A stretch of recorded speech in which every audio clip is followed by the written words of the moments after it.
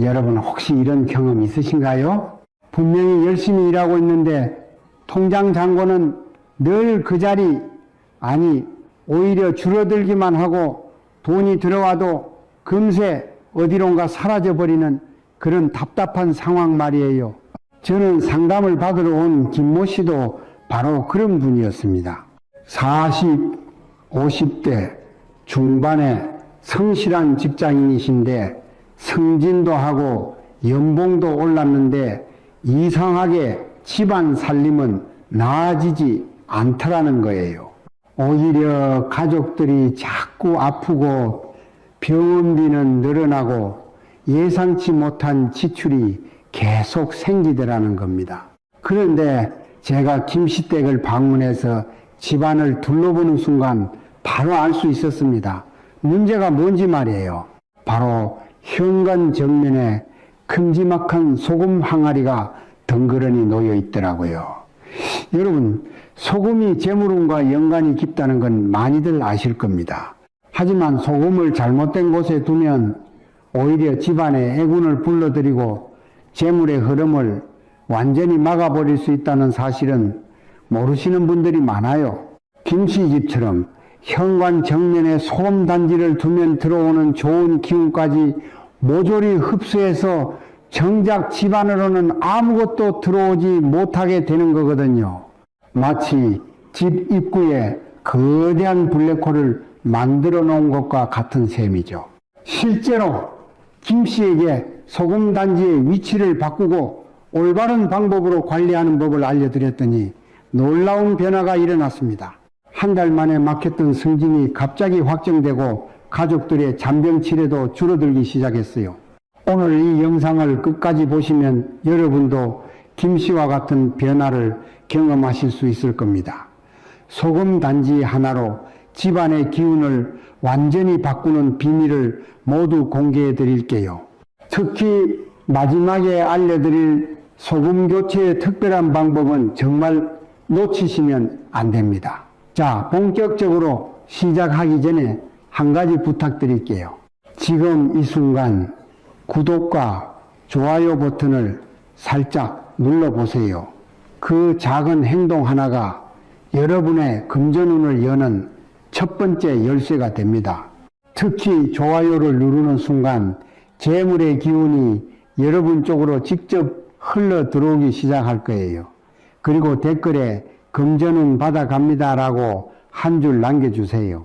제가 댓글을 하나하나 정성껏 읽으면서 여러분 한 분 한 분의 재물운이 열릴 수 있도록 진심을 담아 기도드리겠습니다. 그럼 이제 집안의 기운을 바꾸는 놀라운 이야기 시작해 볼까요? 많은 분들이 소금의 진짜 의미를 모르고 계세요. 단순히 요리에 쓰는 조미료 정도로만 생각하시는데 이건 정말 큰 오해입니다. 우리 조상들은 소금을 하얀 황금이라고 불렀어요.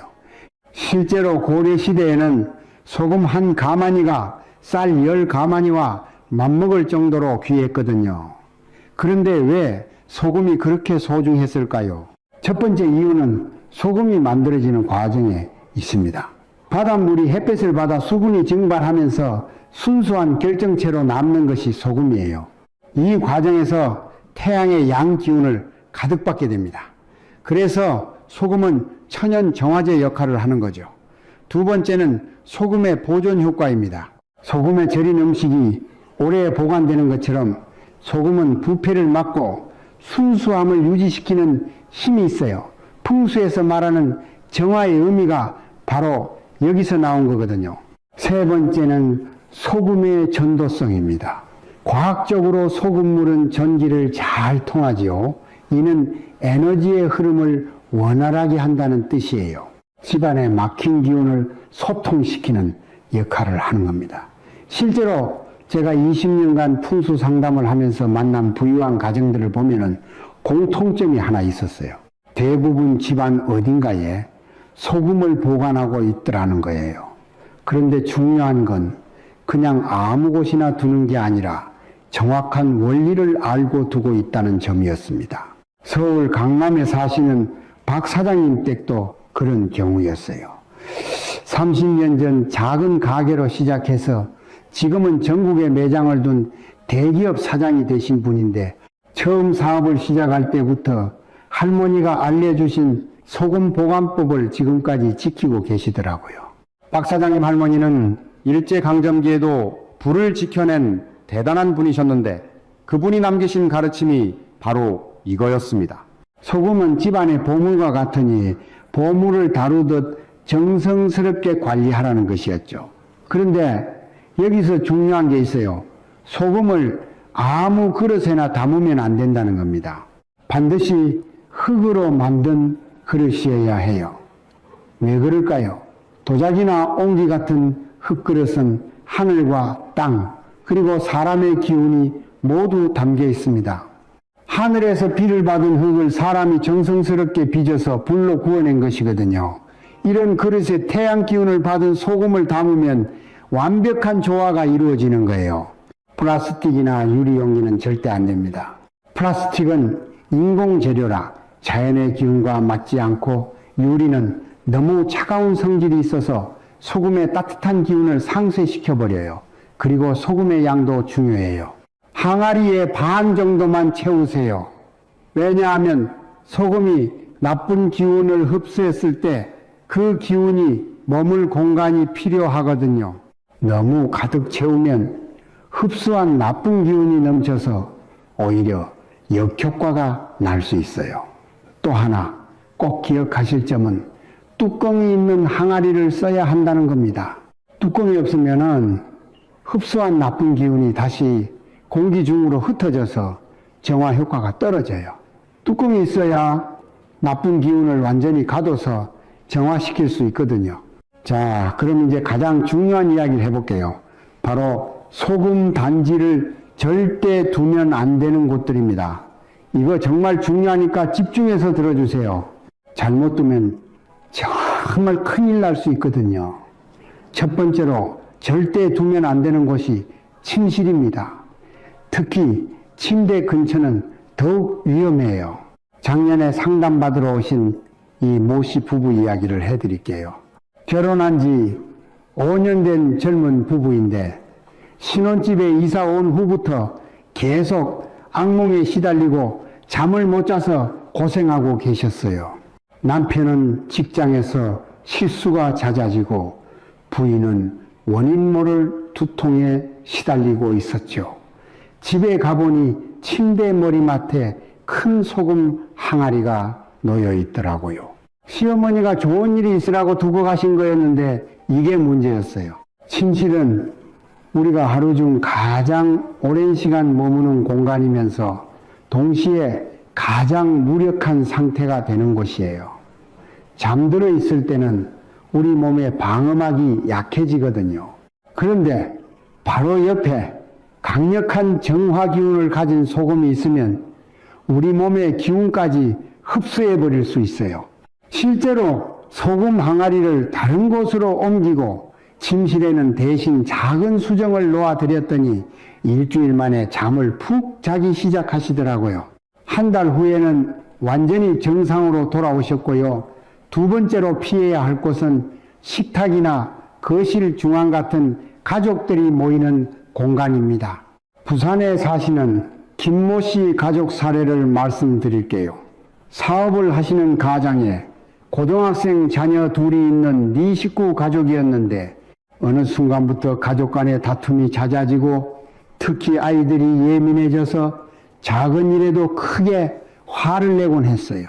원인을 찾아보니 거실 중앙 테이블에 장식용으로 큰 소금 항아리를 놓아두셨더라고요. 인테리어용으로 예쁘게 꾸미려고 하신 건데 이게 오히려 독이 된 거였어요. 거실은 가족의 화합을 상징하는 공간이에요. 그런데 여기에 강력한 정화 기운이 있으면 가족들이 서로에게 가져야 할 따뜻한 감정까지 흡수해 버릴 수 있거든요. 마치 가족의 정을 빨아들이는 것과 같은 효과가 나는 거죠. 소금 항아리를 다른 곳으로 옮기고 거실에는 대신 관엽식물을 놓아드렸더니 한 달 만에 가족 분위기가 완전히 달라졌어요. 아이들도 다시 밝아지고 가족 대화도 늘어났다고 하시더라고요.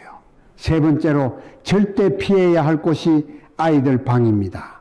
이건 정말 위험해요. 대구에 사시는 최모 씨 댁 이야기인데요. 초등학교 4학년인 딸아이가 갑자기 성적이 떨어지고 평소보다 기운이 없어 보여서 걱정이 많으셨어요. 병원에 가봐도 특별한 이상은 없다고 하는데 계속 컨디션이 안 좋더라는 거예요. 알고 보니 아이 방에 소금 항아리를 놓아두신 게 문제였어요. 아이가 공부를 잘하라고 어머니가 정성스럽게 준비해 주신 건데 오히려 역효과가 난 거였죠. 아이들은 성장하는 시기라 활발한 기운이 필요해요. 그런데 소금의 강력한 흡수력이 아이의 성장 에너지까지 빨아들여서 기운이 떨어진 거였어요. 마치 자라나는 새싹 옆에 강력한 제습기를 켜놓은 것과 같은 효과가 난 거죠. 소금 항아리를 치우고 아이 방에는 대신 밝은 색상의 소품들을 놓아주니까 일주일 만에 아이가 다시 활발해지기 시작했어요. 한 달 후에는 성적도 원래대로 돌아왔고요. 네 번째로 피해야 할 곳은 현관문 바로 앞입니다. 앞서 말씀드린 김모 씨처럼 현관 정면에 소금을 두면 들어오는 모든 기운을 차단해버려요. 좋은 기운도 나쁜 기운도 모두 말이에요. 이렇게 되면은 집안이 완전히 고립된 상태가 되어서 재물의 흐름이 막혀버리거든요. 마지막으로 주방의 가스레인지 바로 옆도 피해야 해요. 불의 기운과 소금의 기운이 만나면 서로 상충해서 주방의 조화를 깨뜨릴 수 있거든요. 주방은 가족의 건강을 책임지는 중요한 공간인데 여기 조화가 깨지면 가족 건강에 문제가 생길 수 있어요. 자, 이제 그럼 소금 단지를 어디에 두어야 하는지 알려드릴게요. 이 부분이 정말 핵심이니까 놓치지 마시고 잘 들어주세요. 첫 번째, 최고의 장소는 현관 구석진 곳입니다. 현관문 정면이 아니라 현관 안쪽 구석 말이에요. 서울 서초동에 사시는 정모 씨 댁 사례를 들려드릴게요. 50대 중반의 회사원이신데 몇 년 전부터 사업운이 정말 안 좋으셨어요. 승진도 계속 밀리고 투자한 것들도 자꾸 손해를 보고 있었죠. 제가 정씨 댁에 가서 현관 왼쪽 구석에 소금 항아리를 놓아드렸어요. 현관으로 들어오는 나쁜 기운은 걸러내고 좋은 기운은 집안으로 자연스럽게 흘러가도록 한 거죠. 신기하게도 한 달 만에 정씨가 그동안 막혔던 승진 소식을 받으셨어요. 그리고 3개월 후에는 투자했던 주식이 갑자기 오르기 시작해서 그동안의 손실을 모두 만회하셨죠. 현관 구석에 소금을 둘 때는 몇 가지 주의할 점이 있어요. 사람들이 드나들 때 발에 차이지 않을 곳에 두어야 하고 너무 어둡지 않은 곳이어야 해요. 그리고 가능하면 신발장 안쪽에 두는 것도 정말 좋습니다. 왜냐하면 우리가 밖에서 신고 들어오는 신발에는 온갖 기운이 묻어 있거든요. 좋은 기운도 있지만 나쁜 기운도 많이 묻어와요. 신발장 안에 소금 항아리가 있으면 이런 나쁜 기운들을 자동으로 정화해 주는 거죠. 두 번째 좋은 장소는 화장실입니다. 많이들 의외라고 생각하시는데 실제로는 최고의 장소 중 하나예요. 풍수에서 화장실은 재물운과 직결되는 공간이에요. 화장실이 깨끗하고 기운이 좋으면 재물운이 상승하고 반대로 더럽고 기운이 나쁘면 재물운이 떨어져요. 그래서 부자들은 화장실 관리를 특히 신경 쓰는 거거든요. 화장실에 소금 항아리를 두면 습기와 나쁜 냄새를 잡아주는 효과도 있고 동시에 재물운을 막는 나쁜 기운도 정화해줘요. 일석이조의 효과인 셈이죠.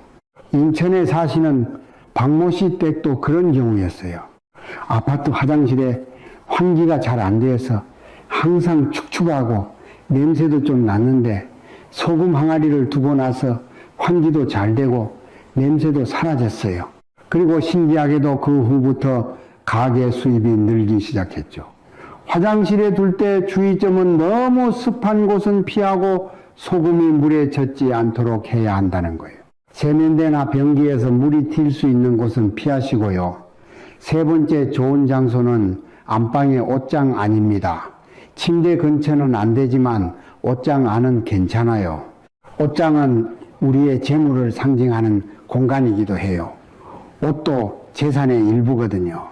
여기에 소금을 두면 재물을 지키고 늘리는 효과가 있어요. 광주에 사시는 이 모씨 부부는 옷장 안에 작은 소금 항아리를 두신 후로 의외의 수입이 계속 들어왔어요. 부인이 취미로 만들던 수제품이 인기를 끌어서 부업으로 발전했고, 남편도 부업으로 시작한 온라인 쇼핑몰이 잘 되기 시작했거든요. 네 번째는 서재나 공부방입니다. 단 어른들이 사용하는 공간에만 해당해요. 아이들 방은 앞서 말씀드린 대로 피해야 하고요. 서재에 소금을 두면 공부나 업무에 집중하는 데 도움이 돼요. 산만한 기운을 정화해서 집중력을 높여주거든요. 대전에 사시는 김모 씨는 공무원 시험을 준비하시는 분이었는데 서재에 소금 항아리를 둔 후로 공부 효율이 눈에 띄게 좋아졌어요. 그리고 결국 원하던 시험에 합격하셨죠. 다섯 번째 좋은 장소는 베란다입니다. 특히 남쪽이나 동쪽을 향한 베란다가 최고예요. 베란다는 집안과 밖을 연결하는 공간이라 기운의 흐름이 활발해요. 여기에 소금을 두면 들어오는 좋은 기운은 더욱 좋게 만들고 나쁜 기운은 정화해서 내보내는 역할을 해요.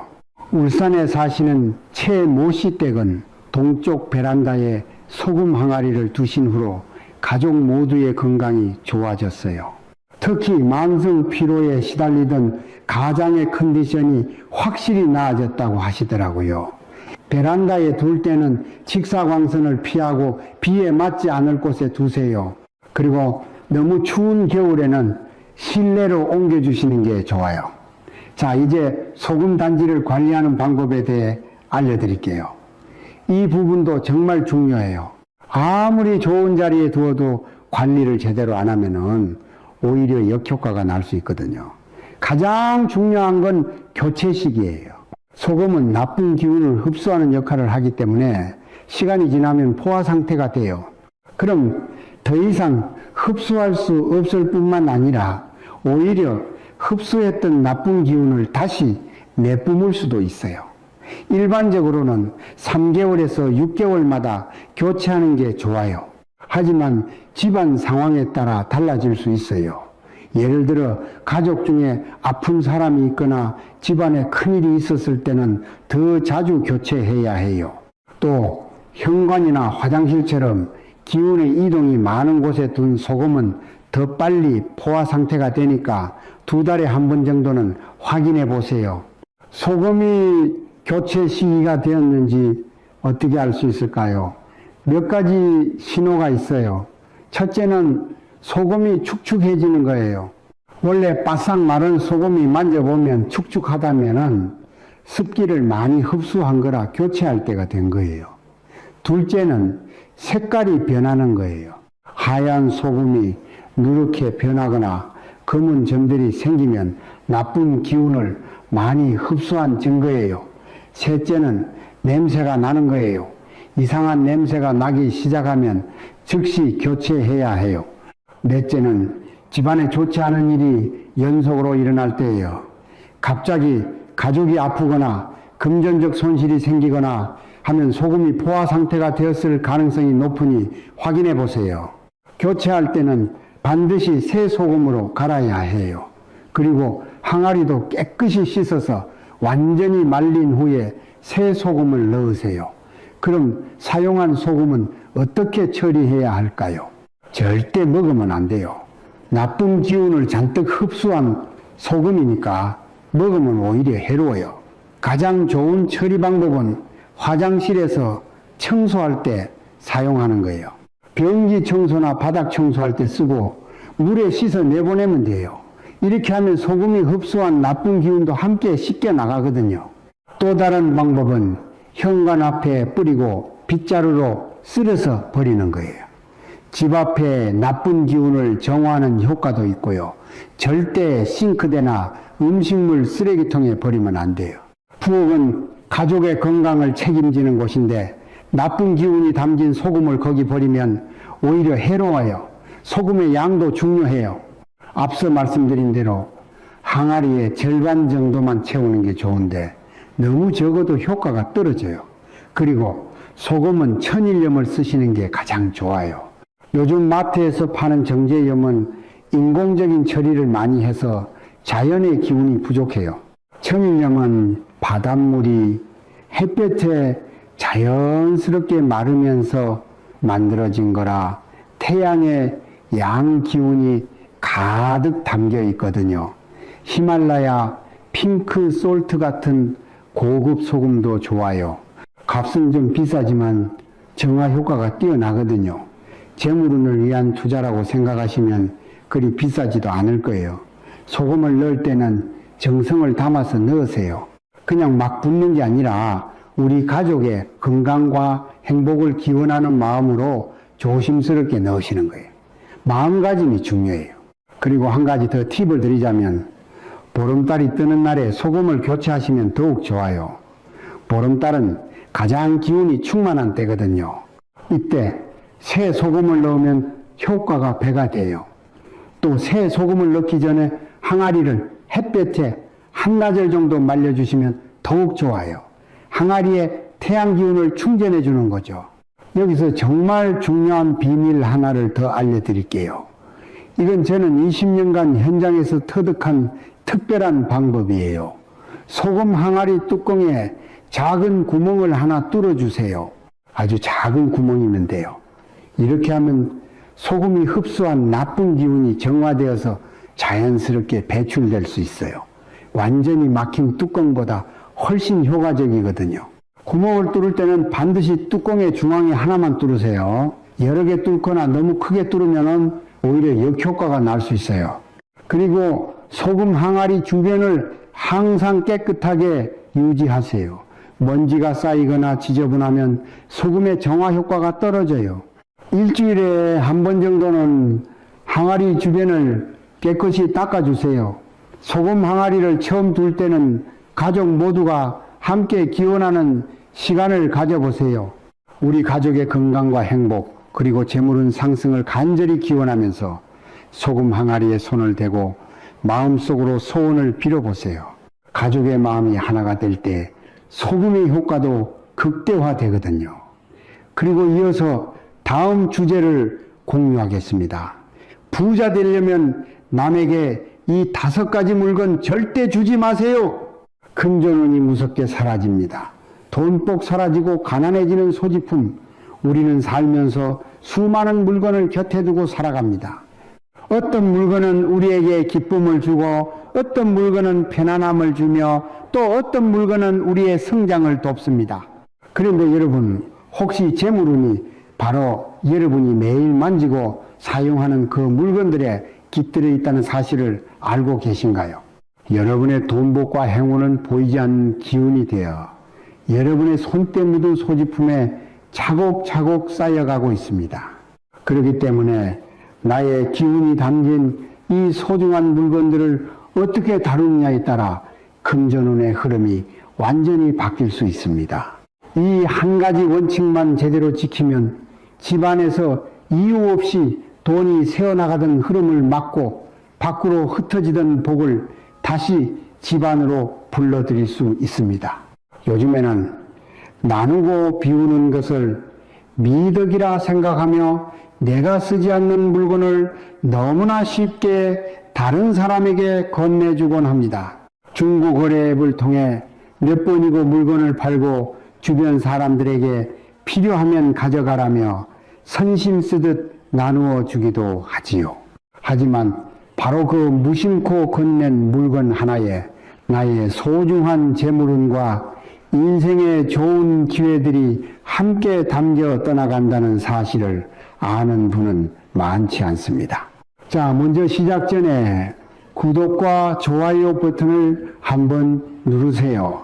여러분의 금전운이 활성화되기 시작합니다. 좋아요를 누르는 순간에는 재물의 기운이 여러분에게로 직접 흘러들어갑니다. 그리고 댓글에 금전운 받아갑니다 라고 써주세요. 저는 댓글을 보면서 여러분 한 분 한 분을 위해 재물운이 오도록 기도드리겠습니다. 우리가 오래도록 사용한 물건에는 우리 삶의 에너지가 그대로 새겨집니다. 이것이 바로 풍수에서 말하는 기운의 각인입니다. 기쁘고 행복했던 순간의 밝은 에너지, 간절히 무언가를 바라던 염원의 에너지, 그리고 성공과 성취를 이루었던 환희의 에너지까지, 이 모든 것이 눈에 보이지 않는 무늬처럼 내가 아끼던 물건에 아로 새겨지는 것입니다. 그 물건은 더 이상 단순한 사물이 아닙니다. 이 모든 것이 나의 분신과도 같고 내 인생의 역사를 고스란히 담고 있는 또 하나의 나라고 할 수 있습니다. 예를 들어 큰 계약을 성사시켰을 때 입었던 옷, 어려운 시험에 합격하기 위해 밤새도록 넘겨보던 책상, 가족이 다 함께 모여 웃음꽃을 피우던 식탁, 이 모든 것들에는 그 순간의 귀한 생기, 즉 살아있는 좋은 기운이 응축되어 있습니다. 그런데 만약 이러한 물건을 다른 사람에게 그냥 줘버린다면 어떻게 될까요? 그것은 단순히 낡은 물건을 처분하는 행위가 아닙니다. 내 인생의 가장 빛나는 순간에 쌓아올린 공든 탑의 주춧돌 하나를 스스로 빼내어 남에게 건네주는 것과 같습니다. 나의 재물운과 성공운이 담긴 그릇의 한쪽을 깨뜨려 그 안에 담긴 복을 다른 사람에게 흘려보내는 것과 같은 이치입니다. 많은 분들이 이렇게 말씀하십니다. 열심히 일하는데도 돈이 모이지 않아요. 이상하게 좋은 기회가 올 듯 하다가도 번번이 눈앞에서 사라져요. 집에만 들어오면 기운이 없고 모든 일이 막혀 있는 것 같아요. 이런 답답함을 느끼고 계시다면 혹시 내가 나의 복이 담긴 물건을 너무 쉽게 남에게 내어주지는 않았는지 반드시 되돌아보셔야 합니다.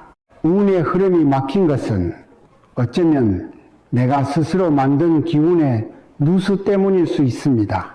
나의 기운이 담긴 물건을 대가 없이 남에게 주면 내 재물운의 그릇에 구멍이 생기는 것과 같습니다. 풍수에서 재물운은 고여있는 물이 아니라 끊임없이 흘러야 하는 강물과 같다고 말합니다.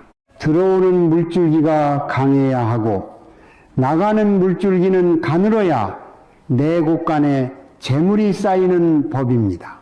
그런데 나의 기운이 듬뿍 담긴 물건을 남에게 건네는 것은 내 곳간의 문을 활짝 열어 젖히고 내 복을 마음껏 가져가시오 라고 외치는 것과 같습니다. 특히 나에게 좋은 일이 많았을 때, 사업이 번창했을 때, 소위 잘 나갈 때 쓰던 물건일수록 그 안에는 강력한 성공의 기운이 담겨 있습니다. 이런 물건을 소중한 사람에게 이거 쓰면 너도 잘 될 거야 라는 좋은 마음으로 선물하는 경우가 있습니다. 하지만 이는 내 운의 총량을 나누어 주는 행위가 되어 결국 나의 운을 약하게 만드는 결과를 초래할 수 있습니다.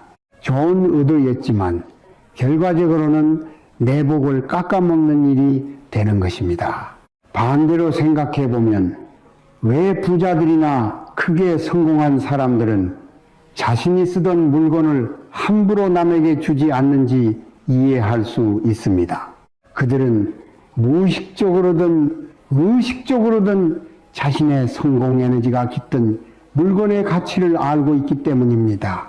그 물건이 바로 자신의 운을 지켜주는 든든한 수호신이자 더 큰 성공을 불러오는 자석과도 같다는 것을 체감하고 있는 것입니다. 이제부터 우리는 어떤 물건을 특히 더 조심해서 다루어야 하는지, 나의 운을 지키기 위해 절대 남에게 주어서는 안 되는 것들이 무엇인지 하나씩 자세히 알아보겠습니다. 가장 먼저 속옷은 절대 남에게 주어서는 안 됩니다. 그것은 나의 가장 내밀한 기운과 건강운을 타인에게 넘겨주는 행위이기 때문입니다.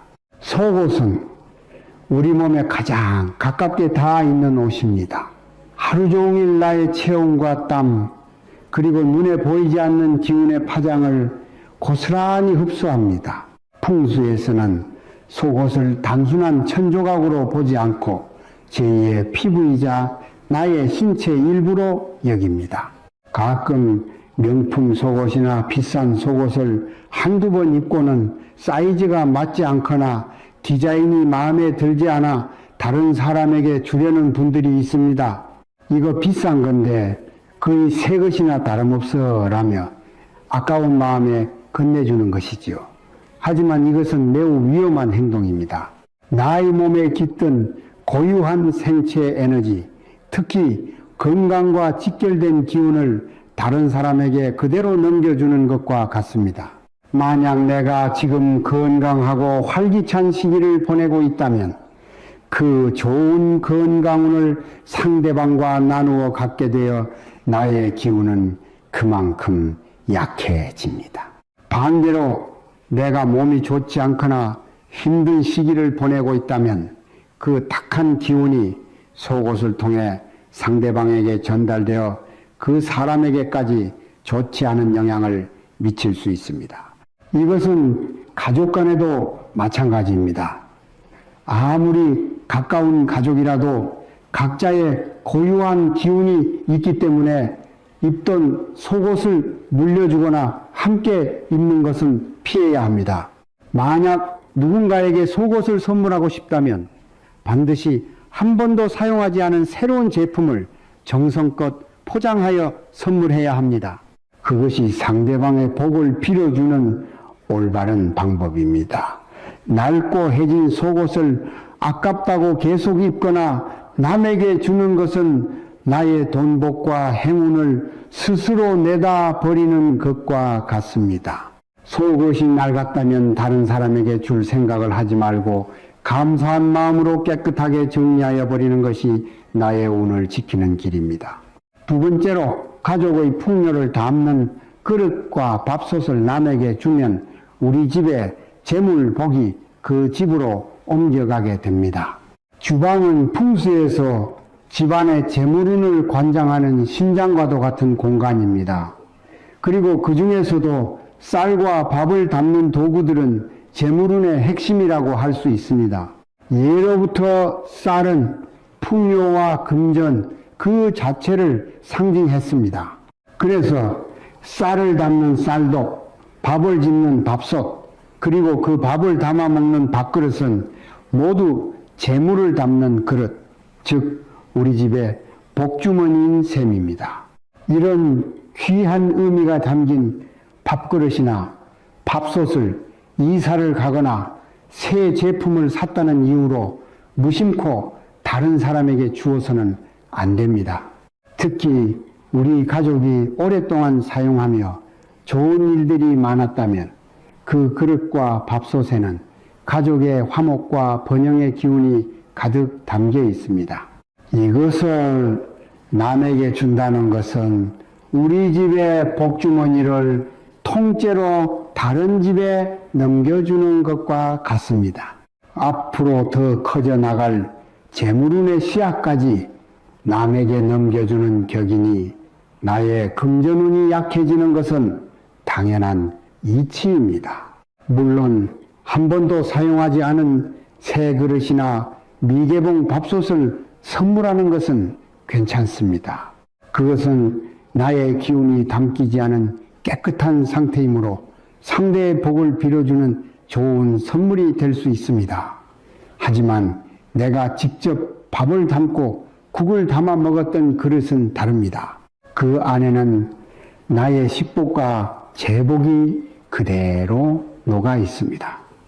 또한 날카로운 칼이나 이가 나간 그릇도 마찬가지입니다. 칼은 그 자체로 날카로운 기운을 가지고 있어 관계의 단절이나 충돌을 유발할 수 있습니다. 내가 쓰던 칼을 남에게 주는 것은 보이지 않는 갈등의 씨앗을 넘겨주는 것과 같습니다. 이가 나가거나 깨진 그릇은 깨진 복을 상징합니다. 이런 물건은 재물운이 들어오려다가도 그 틈으로 새어 나가게 만듭니다. 아깝더라도 이런 물건들은 다른 사람에게 줄 것이 아니라 즉시 집안에서 내보내야 합니다. 세 번째로, 성공했을 때 쓰던 지갑을 남에게 선물하는 것은 내 평생의 운을 통째로 넘겨주는 것과 같습니다. 지갑은 돈의 집이라고 불립니다. 돈이 편안하게 머물고 친구들을 더 많이 데리고 들어오게 만드는 매우 중요한 풍수 도구입니다. 지갑 안에는 돈뿐만 아니라 나의 신분을 증명하는 신분증, 사람들과의 관계를 이어주는 명함, 그리고 소중한 사람의 사진까지 들어갑니다. 즉, 지갑은 나의 재물운과 인간관계운, 사회적 성공운이 모두 응축된 작은 우주와도 같습니다. 많은 분들이 자신이 크게 성공했거나 돈을 많이 벌었을 때 사용하던 지갑을 자녀나 아끼는 후배에게 이 지갑에 좋은 기운을 받아 너도 성공하라는 의미로 물려주곤 합니다. 그 마음은 참으로 귀하고 아름답지만 풍수적으로는 가장 피해야 할 행동 중 하나입니다. 왜냐하면 그것은 나의 성공 에너지를 통째로 상대방에게 이전시키는 행위이기 때문입니다.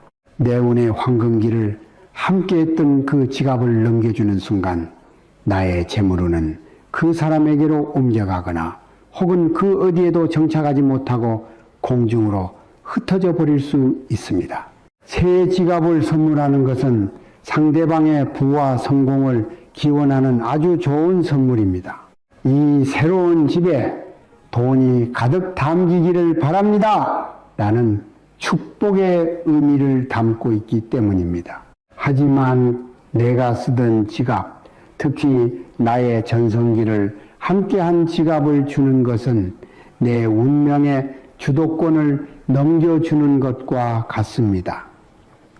가방 역시 마찬가지입니다.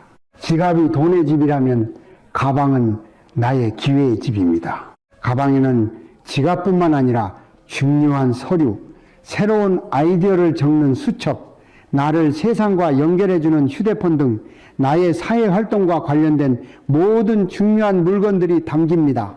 내가 들고 다니던 가방에는 내가 만났던 사람들, 내가 성사시켰던 계약들, 내가 얻었던 기회들의 에너지가 모두 기록되어 있습니다. 따라서 내가 쓰던 가방, 특히 값비싼 명품 가방이라 할지라도 이것을 남에게 주는 것은 나의 사회적 성공과 기회를 넘겨주는 행위가 될 수 있으니 신중해야 합니다. 네 번째로, 오래 키운 식물을 함부로 남에게 주면 집안의 번영과 성장의 기운이 꺾일 수 있습니다. 식물은 단순한 인테리어 소품이 아닙니다. 집안에 살아있는 생기를 불어넣고 가족의 건강과 번영을 상징하는 매우 중요한 풍수 개운물입니다. 집안에서 자라는 식물은 그 집의 기운과 함께 호흡하며 성장합니다. 가족들의 웃음소리, 대화, 집안의 공기 흐름에 모두 영향을 받으며 그 집에 맞는 고유한 에너지 파동을 지니게 됩니다. 즉, 내가 오랫동안 정성껏 돌본 화분은 단순한 식물이 아니라 우리 집의 기운을 나누어 가진 또 하나의 가족 구성원과도 같습니다. 이런 식물을 다른 사람에게 그냥 주는 것은 우리 집에 살아있는 복덩어리 하나를 떼어서 남에게 주는 것과 같습니다. 나의 기운이 깃든 속옷을 주는 것과 비슷한 이치입니다. 집안의 성장과 번영의 기운이 그 식물과 함께 밖으로 빠져나가 우리 집의 기운은 그만큼 약해질 수 있습니다. 물론 시들거나 죽은 식물은 즉시 집 밖으로 내보내야 합니다. 죽은 식물은 살아있는 생기가 아니라 죽은 기운, 즉 사기를 뿜어냅니다. 이런 물건을 집에 두는 것은 집안의 좋은 운을 갉아먹는 행위이며 이런 것을 다른 사람에게 주는 것은 더더욱 나쁜 행위입니다. 그것은 상대에게 불운을 증가하는 것과 같기 때문입니다. 마찬가지로 파손된 물건, 특히 망가진 인형 같은 것도 절대 남에게 주어서는 안 됩니다.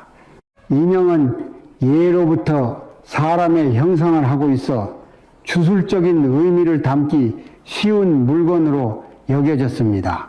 망가지거나 훼손된 인형은 좋은 기운을 가져오기는커녕 오히려 불길한 기운을 끌어들일 수 있으니 아깝더라도 그냥 버리는 것이 현명합니다. 살아있는 기운은 소중히 지키고 죽은 기운은 단호하게 내보내는 것, 이것이 운을 다스리는 기본입니다.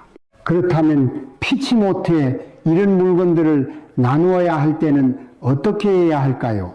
운을 나누는 것이면 알겠지만 물건이 너무 아깝거나 꼭 주어야만 하는 상황이 있을 수 있습니다. 그럴 때는 반드시 거래의 형식을 취해야 합니다. 이것이 기운의 균형을 맞추는 가장 중요한 지혜입니다.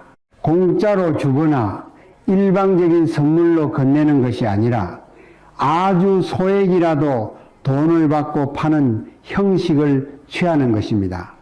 1,000원이든 10,000원이든 좋습니다.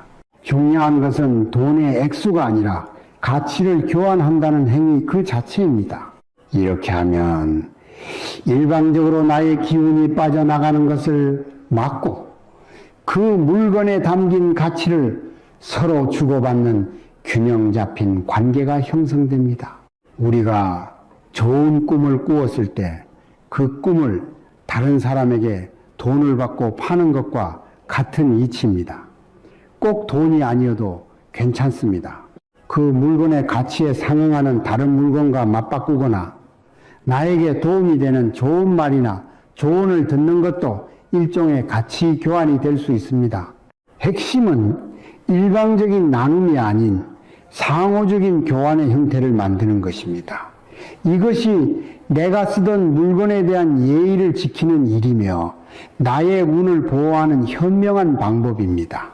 또 한 가지 좋은 방법은 물건을 건네주기 전에 하루나 이틀 정도 햇볕이 잘 드는 곳에 내어두는 것입니다.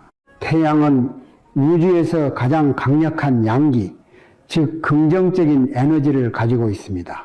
햇볕에 물건을 두는 것은 그동안 물건에 깃들었던 나의 개인적인 기운을 정화하고 새로운 기운으로 재충전하는 의식과도 같습니다. 이렇게 양의 기운을 듬뿍 받은 물건은 이전 주인의 기운이 옅어지고 중화되어 새로운 주인을 맞이할 준비를 마치게 됩니다. 이 두 가지 방법을 함께 사용한다면 나의 복을 지키면서도 상대에게 좋은 마음을 전할 수 있을 것입니다.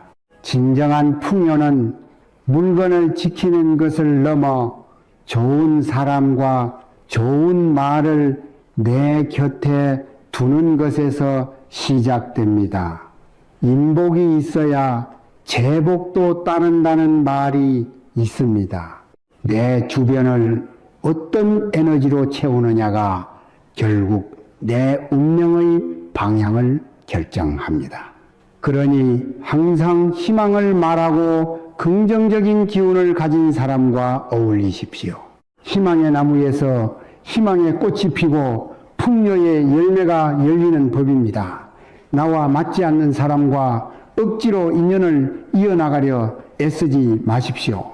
나의 소중한 에너지를 갉아먹는 사람과 함께하는 시간은 내 운을 스스로 깎아내리는 것과 같습니다.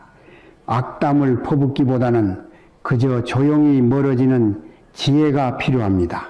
또한 말을 아끼고 경청하는 습관을 기르십시오. 말은 한 번 뱉으면 주워 담을 수 없는 강력한 에너지를 지닙니다. 남을 비난하고 험담하는 말은 결국 부메랑이 되어 나에게 돌아옵니다. 들을 줄 아는 사람에게 좋은 운과 귀한 정보가 모여드는 법입니다. 그리고 가장 중요한 것은 나 자신에게 좋은 말을 계속해서 들려주는 것입니다. 나는 운이 좋다. 나는 날마다 모든 면에서 점점 더 좋아진다. 돈은 나를 사랑하며 언제나 나에게 풍족하게 흘러 들어온다. 이런 긍정의 말을 하루에도 수십 번씩 되뇌어 보세요. 반복은 위대한 힘을 가지고 있습니다. 처음에는 어색하게 들릴지 몰라도 그 말들은 잠재의식에 뿌리내려 현실을 바꾸는 기적을 만들어낼 것입니다. 나의 생각과 말투를 선하게 바꾸면은 풍요는 약속처럼 뒤따라오게 되어 있습니다. 오늘 들어보신 이야기 어떠셨나요? 우리의 운명은 거창한 곳에 있는 것이 아니라 이처럼 내가 매일 사용하는 물건 하나, 내가 내뱉는 말 한마디에 깃들어 있습니다.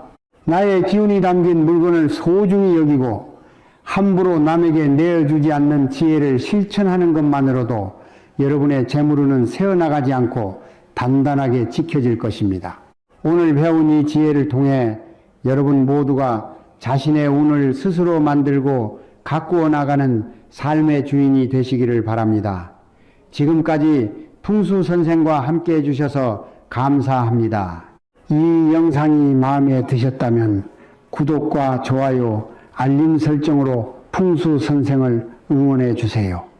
여러분의 작은 관심이 더 좋은 영상으로 보답할 수 있는 힘이 됩니다. 오늘도 복된 기운이 함께 하시길 바랍니다. 감사합니다.